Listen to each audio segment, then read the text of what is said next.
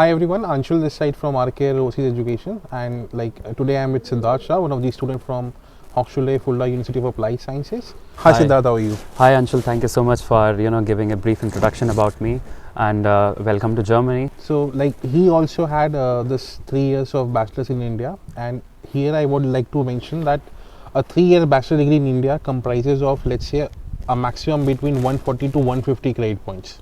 Now this credit point system in India, it has to be converted into German grading system, which is, let's say, it is called as ECTS here in Germany, European Credit Transfer System.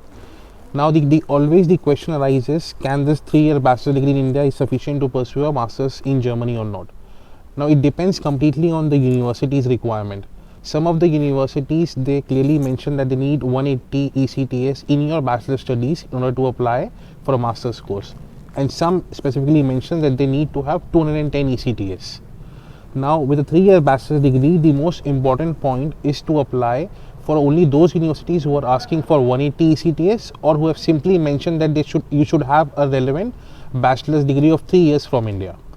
And then again, if you have any sort of questions regarding this, if you have any doubts whether you can pursue your master's from Germany or not, you can call us, you can email us, and we'll be surely going to help you on this. So thank you Siddharth for making this video and making this point clear to our viewers as well, and thank you everyone.